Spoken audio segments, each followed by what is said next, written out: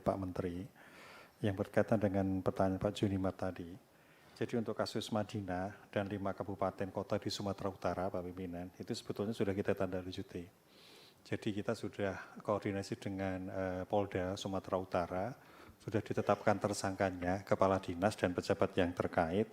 Bahkan BKN pernah menerima surat dari pimpinan DPRD Provinsi Sumatera Utara agar mereka yang kemarin diloluskan karena SKT itu memang nilainya 30% itu dibatalkan. Tapi sampai sekarang kabupaten tersebut tidak membatalkan, maka kami mengambil tindakan mereka tidak kita tetapkan nomor NIP-nya dulu, kita hold. Karena ini belum selesai. Yang lainnya tetap jalan. Ini dari sebagai bentuk pertanggungjawaban agar tidak menjadi kegaduhan. Sementara mereka sebetulnya kalau dilihat dari nilainya itu sebelum ada SKTT itu memang di bawah dari mereka yang seharusnya lolos karena mungkin SKTT-nya tidak bagus. Jadi ini yang pertama. Yang kedua kaitannya dengan kebocoran soal, kami sampai saat ini belum menerima pengaduan Pak Pimpinan.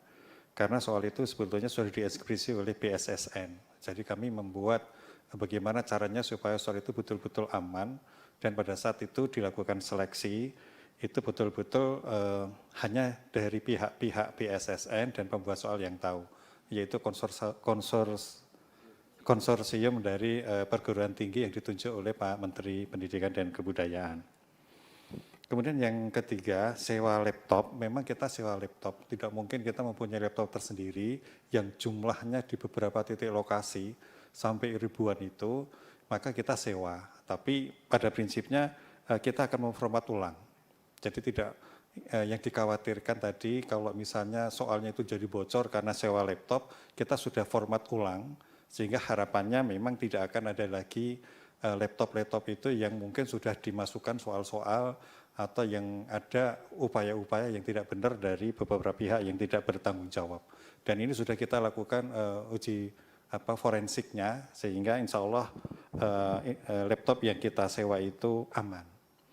Kemudian yang keempat, kaitannya dengan joki, memang selama ini masih ada upaya-upaya yang dilakukan untuk perjokian ini. Tapi karena kita sudah menggunakan face recognition, 2 kali kita gunakan ketika masuk dan ketika akan mulai tes, maka joki itu alhamdulillah bisa tertangkap.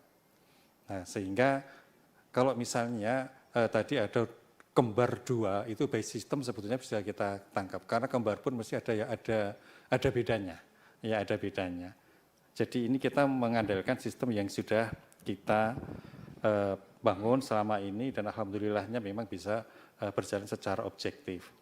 Nah, kaitannya dengan verifikasi validasi, kami laporkan Bapak Pimpinan, sebetulnya kita sudah melakukan verval berdasarkan dari surat edaran Menteri Pan-RB tahun 2022 bersama-sama dengan BPKP. Ada pembagian tugas, kalau BPKP itu berkaitan dengan kriteria berupa bukti pembayaran nominal gaji yang benar dan sah yang bersumber dari APBN atau APBD, termasuk yang dibayar dari dana BOS dan dana yang bersumber dari pengelolaan Badan Layanan Umum dan Badan Layanan Daerah. Ini yang menjadi fokus dari BPKP. Sementara untuk BKN, verval yang dilakukan itu ada 6 poin.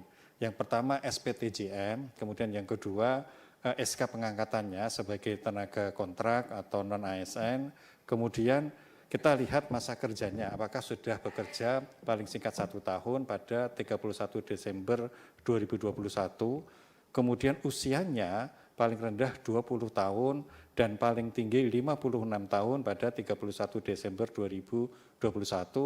Kemudian kita lihat juga pendidikannya yang dibuktikan dengan ijazah dan yang terakhir adalah jabatan-jabatan yang sesuai dengan SE Menpan. Jadi ini kita lakukan Bapak Pimpinan dan kita selalu berkoordinasi dengan teman-teman di BPKP. Sehingga verval ini harapannya nanti untuk memastikan bahwa yang bersangkutan itu betul-betul memenuhi syarat untuk diangkat menjadi P3K. Kemudian tadi kalau misalnya ada rumor yang mengatakan BKN meminta kuota, insya Allah sampai saya ini nggak ada Bapak Pimpinan. Jadi mohon maaf kami sering mencontohkan pimpinan BKN pun anaknya juga tidak lulus. Sehingga ini bisa terbukti bahwa tidak ada jatah dari BKN untuk memperoleh kuota pengangkatan sebagai calon aparatur sipil negara. Jadi ini tambahan kami. Mungkin izinkan Bapak Pimpinan untuk kaitannya dengan mereka yang sudah lulus passing grade tetapi belum dapat diangkat menjadi PNS. Pertanyaan dengan Pak Gus itu mohon Pak Deputi Sinka atau Pak Deputi Mutasi kami persilakan.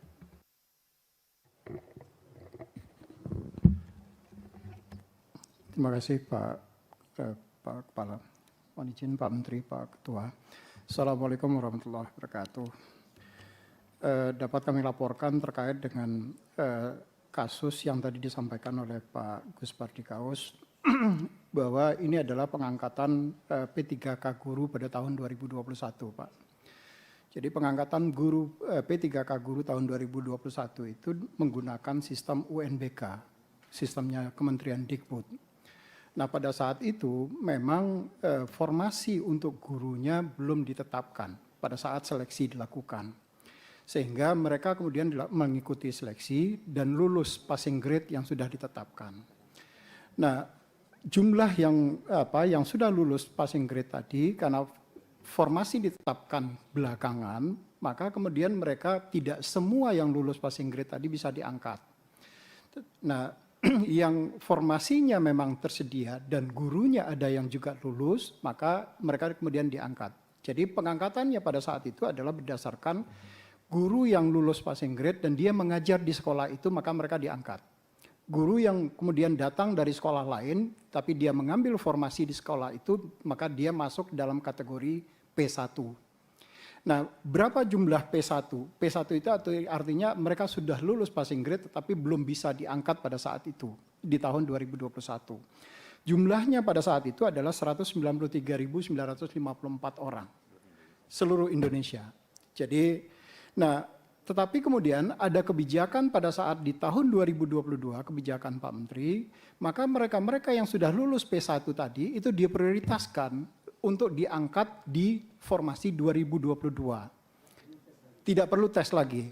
Dan mereka yang kemudian sudah lulus itu, formasinya yang sudah diajukan oleh instansi pada tahun 2022 tersebut, itu sebanyak 130.432 orang. Itu sudah diangkat yang dia tidak perlu lagi mengikuti tes di tahun 2022. Karena formasinya sudah diusulkan oleh instansi. Artinya masih ada tersisa. Karena yang jumlah seluruhnya 193 dan yang diangkat di tahun 2022 130.000. Nah, di tahun 2023 kemarin kebijakan yang sama juga diperlakukan. Jadi mereka yang sisa dari P1 tadi itu kemudian diusulkan formasinya oleh instansi kembali di tahun 2023 tanpa tes lagi karena mereka sudah lulus P1. Maka jumlah yang diangkat di tahun 2023 sebanyak 47.975 orang. Nah, yang tentu masih ada sisa, Pak. Jadi sisanya sekarang itu adalah 15.547. Ini yang kita berharap di 2024 ini formasinya kemudian dituntaskan oleh teman-teman di instansi. Sehingga seluruh yang P1 sejumlah 193.000 tadi itu bisa diangkat keseluruhannya. Itu tambahannya Pak Gus Pardi. Terima kasih.